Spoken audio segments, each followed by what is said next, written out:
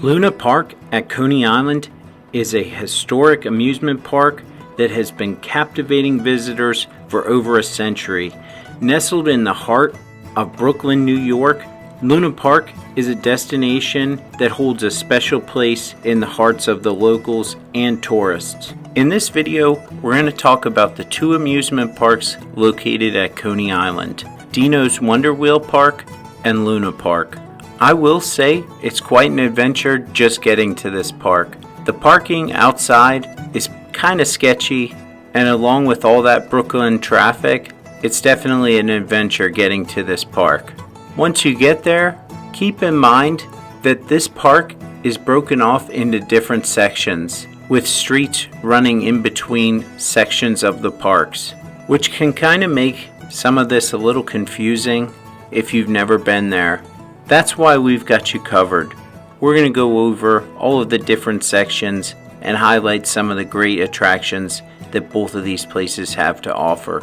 To enter Dino's, you actually have to go up onto the boardwalk, and they have a nice little ticket booth out front with rides ranging anywhere between $5 and $10 per ride. The one ride I would definitely suggest is a must, obviously, is the giant 150-foot Ferris wheel. It is actually a New York City landmark, and it is unlike any other Ferris wheel that I have ever been on. This park offers 3 different roller coasters, one being the Sea Serpent, which offers a couple little pops of airtime, nothing too thrilling, but it's a great kiddie coaster.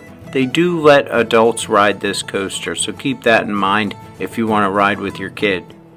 They also offer the Sky Flyer, which is another small coaster. In fact, this is the smallest of the 3 coasters at Dino's. My favorite coaster between both parks was actually Phoenix. This thing was incredible, so smooth. I love these Vekoma family inverts. I mean, the thing only went 34 miles per hour, and it only has a track length of like 1,200 feet. But they're just so much fun. You really got the sense that this was a family-owned and operated park. When I went to go on Phoenix with my daughter, I didn't have enough tickets, so the guy just let me ride anyway, and then he let us ride again, so that was pretty cool. One thing's for sure, you can't do Luna Park without doing Dino's Wonder Wheel Park. There's just so much at this tiny little park that they have to offer. You have to do their Haunted Dark ride, Spookorama. It's a classic, and trust me, it's worth it. We're going to move on to Luna Park. I would suggest checking the hours on their website rather than Google. We did Google, and we were about a half an hour off. This park offers 8 different roller coasters, most of them being small, family-friendly, and kiddie coasters, but they do have the iconic Cyclone, which is one of the oldest operating wooden roller coasters in the world. This thing offers some great pops of airtime. It's truly a masterpiece. So you actually have to go outside of this park. This is the only attraction in this section of the park. Keep in mind, this coaster has a height requirement of 54 inches. At Luna Park, I would highly recommend getting the all-day pass. You can easily spend 3, 4, 5 hours at this park. Luna Park is owned and operated by the ride manufacturer Zamperla. So this is basically a park where they showcase some of their different attractions. You have the Circus Coaster, which is a fun little Zamperla family coaster. I'm going to first start off with the main entrance section of the park. Obviously, towards your left, upon entering, is where the Cyclone is located. Highlighted in the pink, that's Dino's Wonder Wheel Park. The main entrance section of the park is home to a lot of kiddie rides. They have a wonderful selection of flat rides for kids, along with a few coasters, including the Tickler, which is a spinning wild mouse coaster, and boy does that thing spin. Pretty much the first coaster you get to upon entering the park is the Minnie Mouse coaster. It doesn't offer much excitement, but I can see it being a good coaster for somebody getting their first ride on a roller coaster. The next section of the park is the midsection. Now you can cut across some of these side streets, but the best way to enter this section is to just go out onto the boardwalk and right in through the back gate.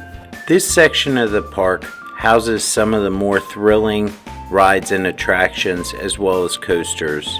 You'll find Soaring Eagle there. This is Zamperla's flying coaster model. And yes, it's pretty rough. But nevertheless, there's not many of these left out there, so it's worth a shot. You gotta get on Steeplechase. This is a pretty fun launch coaster. It's a Zamperla Moto coaster. It packs a nice little punch, and the turns are pretty snappy. I personally recommend the back row on this one. This was probably the more thrilling section of the park, offering tons of different flat rides, although I will say their drop tower was very weak. It's more of an observation tower if you ask me, offering very little to no airtime whatsoever. Another ride that you see a lot of these days at different theme parks, I know Six Flags has them a lot, this is Endeavor, and these things are an absolute blast. The ride time is pretty long. I know I've gone to other parks and they didn't run them nearly as long as this park did. One thing you do have to be aware of is they do have a lot of upcharge attractions. Moving on to the next section of the park and the very last section. This is their newest attraction. And it's basically a water ride meets a roller coaster. The roller coaster was pretty weak, offering very little airtime, but they really make up for it with the coaster that's right next to this thing.